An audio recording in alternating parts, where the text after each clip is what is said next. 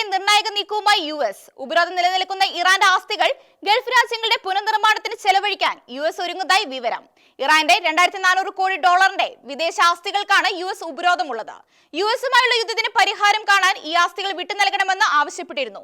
എന്നാൽ ഈ തുക ഇറാന്റെ ആക്രമണത്തിലുണ്ടായ നഷ്ടങ്ങൾ പരിഹരിക്കാൻ ഉപയോഗിച്ചേക്കുമെന്നാണ് റിപ്പോർട്ട്. ഇറാനും യുഎസും തമ്മിലുണ്ടായ യുദ്ധത്തിൽ ഇറാന്റെ ആക്രമണത്തിന്റെ ഫലമായി ഏറ്റവും കൂടുതൽ നഷ്ടം ഏറ്റുവാങ്ങേണ്ടി വന്നത് ഗൾഫ് രാജ്യങ്ങൾക്കാണ്. ഈ ഗൾഫ് രാജ്യങ്ങളുടെ പുനർനിർമ്മാണത്തിന് ഉപരോധം നിലനിൽക്കുന്ന ഇറാന്റെ ആസ്തികൾ ചെലവഴിക്കാൻ US ഒരുങ്ങുന്നതായാണ് വിവരം. ഇറാന്റെ $2400 കോടി വിദേശാസ്തികൾക്കാണ് USന്റെ ഉപരോധമുള്ളത്. എന്നാൽ ഈ തുക ഇറാന്റെ ആക്രമണത്തിലുണ്ടായ നഷ്ടങ്ങൾ പരിഹരിക്കാൻ ഉപയോഗിച്ചേക്കുമെന്നാണ് റിപ്പോർട്ടുകൾ സൂചിപ്പിക്കുന്നത്. USന്റെ ശ്രമം നിലവിൽ നടക്കുന്ന സമാധാന ശ്രമങ്ങൾക്ക് തിരിച്ചടിയായേക്കാമെന്നും വിലയിരുത്തലുണ്ട്. ഹോർമൂസിൽ ഇറാന്റെ ഡ്രോണുകൾ US സൈന്യം വെടിവെച്ചിട്ടതും പശ്ചിമേഷ്യയിലെ പലയിടങ്ങളിലും ഇറാൻ ആക്രമണം നടത്തിയതും നിക്ഷേപകരുടെ ആശങ്ക വർദ്ധിപ്പിച്ചിട്ടുമുണ്ട്. അതിനിടയിൽ പരമോന്നത നേതാവ് മുജ്തബ ഖമേനിക്കുള്ള നിർണായക സന്ദേശവുമായി പാക് സൈനിക മേധാവി അസീം മുനീർ ഇറാനിലെത്തി. എന്നാൽ എന്താണ് ഈ സന്ദേശമെന്ന് ഇറാൻ ഇതുവരെ വെളിപ്പെടുത്തിയിട്ടില്ല. അടുത്ത ദിവസങ്ങളിൽ ഓഹരി വിപണി, ക്രൂഡ് ഓയിൽ, സ്വർണം എന്നിവയെ ബാധിക്കാനിടയുള്ള നീക്കമാണിത്. US തൊഴിൽ കണക്കുകളിൽ തട്ടിത്തകർന്ന വിപണി കൂടുതൽ ഇടിവിലേക്ക് പോകാനുള്ള സാധ്യതയാണ് നിലവിലുള്ളത്. എന്നാൽ കഴിഞ്ഞ ദിവസങ്ങളിൽ റിസർവ് ബാങ്ക് നടത്തിയ ഇടപെടലുകൾ വിപണിക്ക് ഗുണകരമായേക്കുമെന്നും വിദഗ്ധർ പറയുന്നു.